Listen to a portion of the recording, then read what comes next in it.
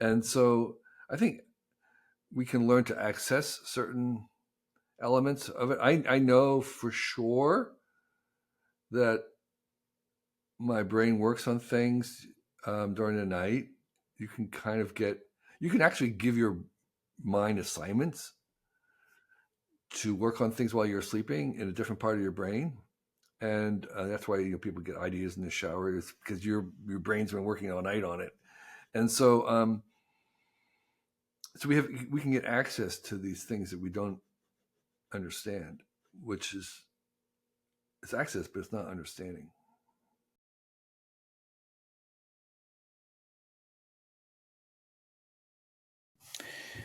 You show an unfettered curiosity and an unusual ability to formulate intriguing questions. In high school, you say that you just ask questions in class. Right, Out of class, you weren't interested in right, the approved curriculum, right, but you followed your own interests. right. You formulated your own questions. You seem to have continued that in your whole life.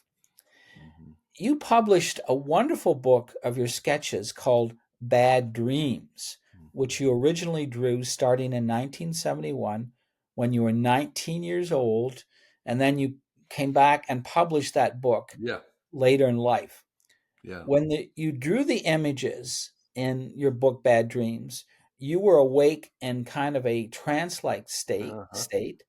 The Yeah. images are intriguing, suggestive, enigmatic, surreal. They seem symbolic, but you don't give an explanation of the Right, right, symbolism. right.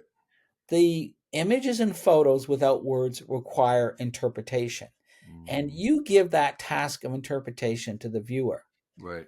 The images in the book are questions for Mm-hmm. viewers to answer. Mm-hmm. It's the question of the images that is important because it stimulates the viewer to respond freely by themselves without knowing your interpretation. Mm-hmm. I don't think you've ever yielded to the temptations to offer your interpretations of those images, and I won't ask you now to Mm-hmm. interpret your images specifically because Mm-hmm. that would defeat the whole purpose of Yeah, letting viewers interpret them sure. according to their own knowledge and Right. experience. That's the logic of your silence about those images. But in general, what kind of questions are these images?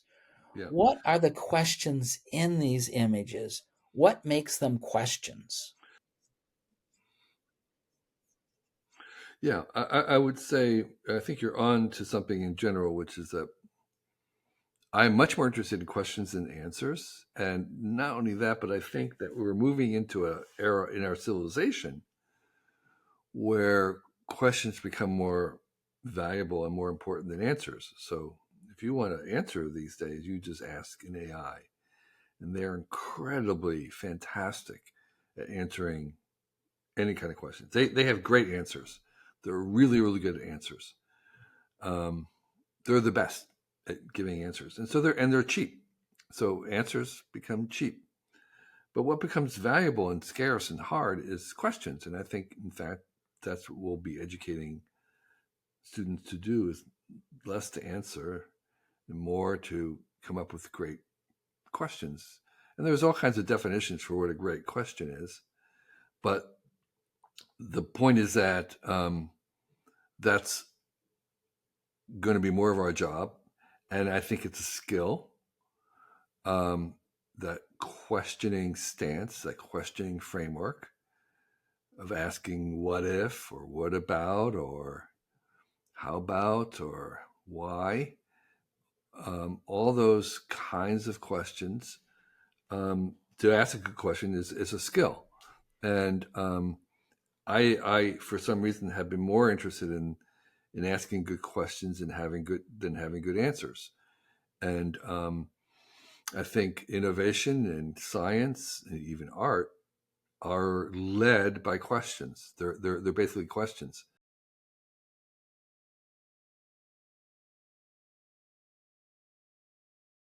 Um, A genuine and original sense of curiosity probably needs an open mind, a mind free and unfettered by expectations, unfettered by goals and dogma that will determine what will be found. In that sense, questions can be evidence of curiosity if they are unfettered, like the images in your book, Bad Dreams. That also seems to fit what you wrote about questions in your 2016 book, The Inevitable. Mm-hmm. In that book, you say that a good question is better than a good answer, that a good question speculates with what if questions to create new perspectives, that the best questions don't lead to answers, that, in your words, questioning is more powerful than answering, and so on. That's a Zen-like wisdom of questions, and you've discussed Zen. A Zen question is a simple, essential, and yet puzzling and paradoxical. It requires a certain type of consciousness and experience to think about a Zen question, taking years to wrestle mentally with a Zen question, if the Zen question can ever be answered. Like Zen, you show an awareness that the question itself, the act of thinking about the question, is important in itself. Mm-hmm. My question is, what is the difference in your mind between an original and creative question and a question that is purely functional? And how do you put yourself in this state of consciousness to formulate the deeper original questions? What precedes or shapes or makes it possible for you to formulate the original questions that you ask? If I was true to myself, I would not give you an answer. I would give you another question. Fair enough. Fair enough. You know, if don't yield to the temptation if it's wrong. I don't want to. I don't want to be the tempter. I don't want you to fall off the edge of your world. Yeah, I don't know if I actually have a good answer for that. I think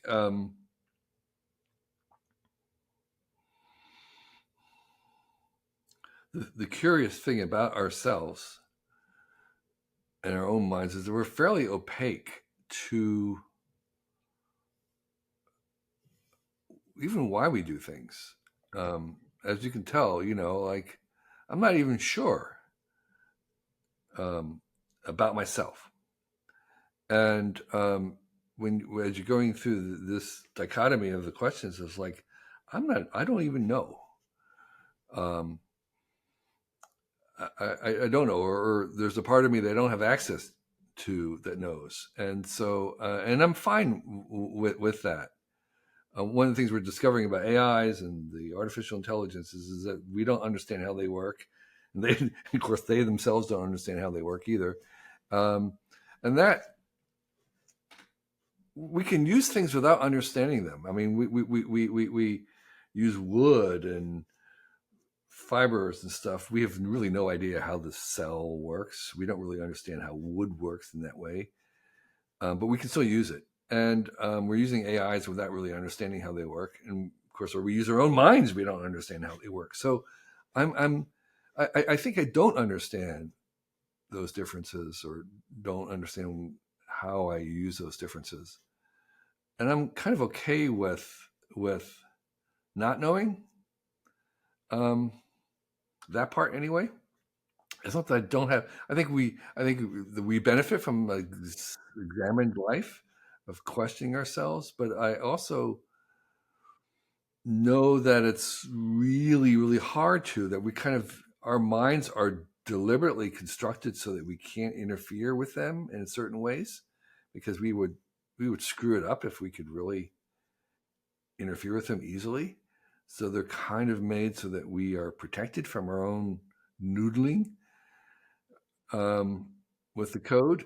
So so my short answer to this long digression is I don't know. Hmm. However, you did know in the sense that, say, you were able to produce the sketches in your book, Bad Dreams. Okay, you know, there seems to me some sense that you were aware you could instigate that state of consciousness in yourself to produce bad dreams. Yeah, I had access to it. I could access it without understanding it necessarily. And I think that's what my assistant does dream journaling. She every night she records her dreams and she has access to the dreams I don't have access to. And so I think we can learn to access certain elements of it. I know for sure that my brain works on things during the night. You can kind of get, you can actually give your mind assignments to work on things while you're sleeping in a different part of your brain. And that's why people get ideas in the shower, is because your brain's been working all night on it. And so we can get access to these things that we don't understand, which is it's access, but it's not understanding.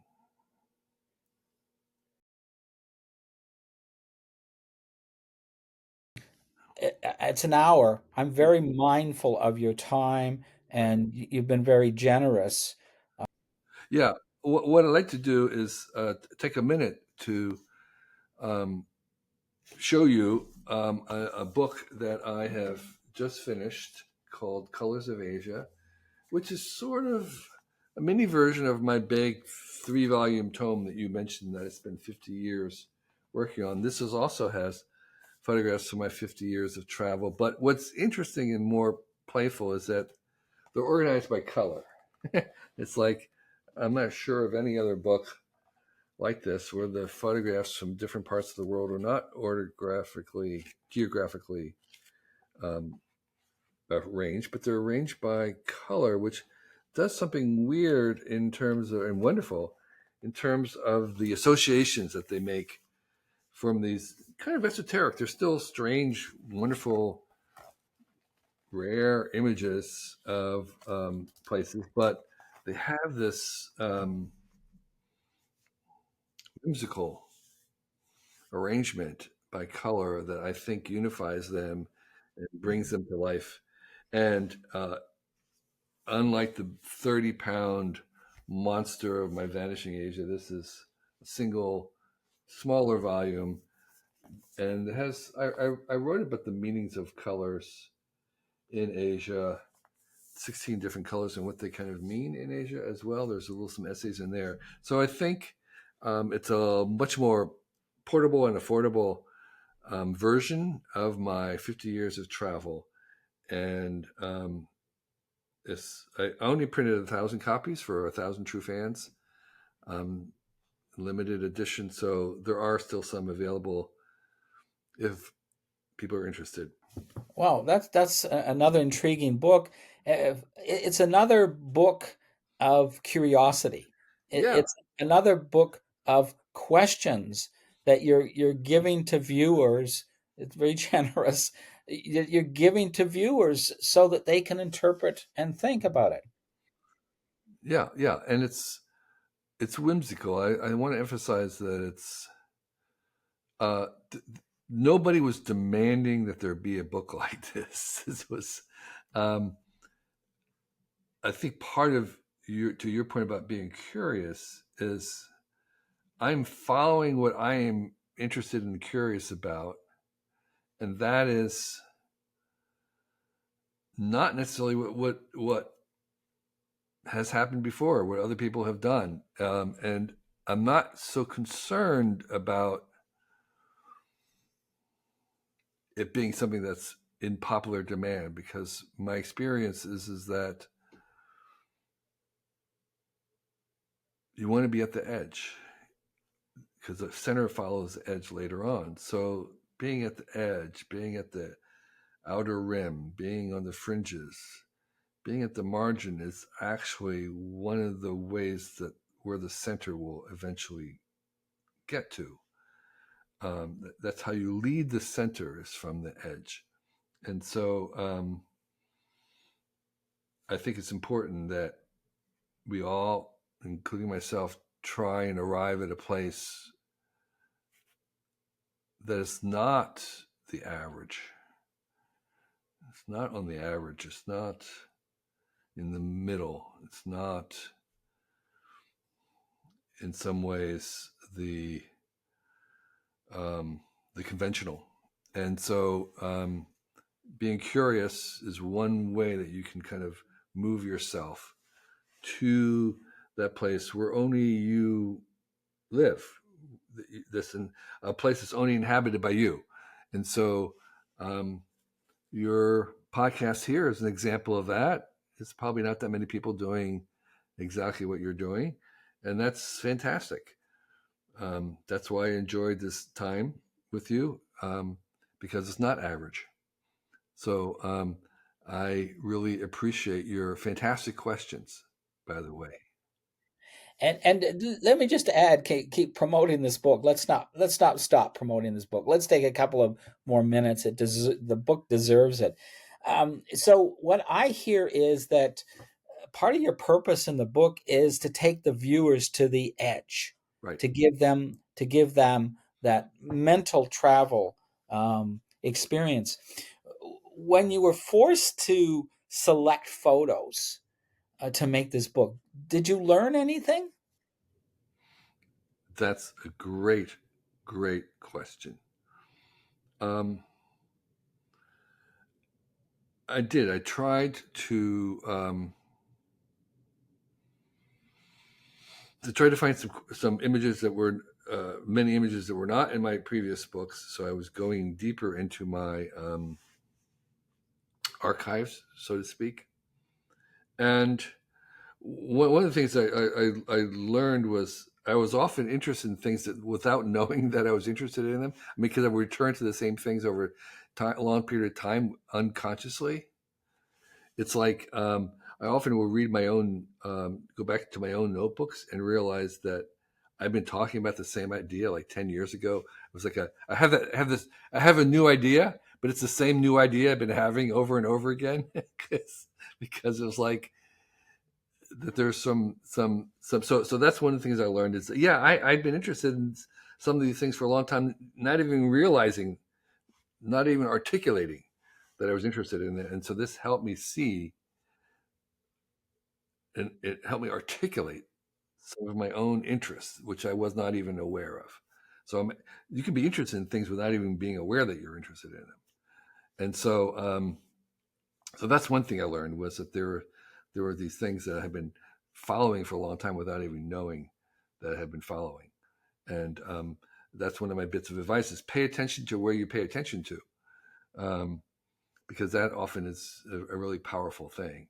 Because we kind of like, we're interested in stuff without even being aware that we're interested in. And if you can become aware of it, it's very powerful.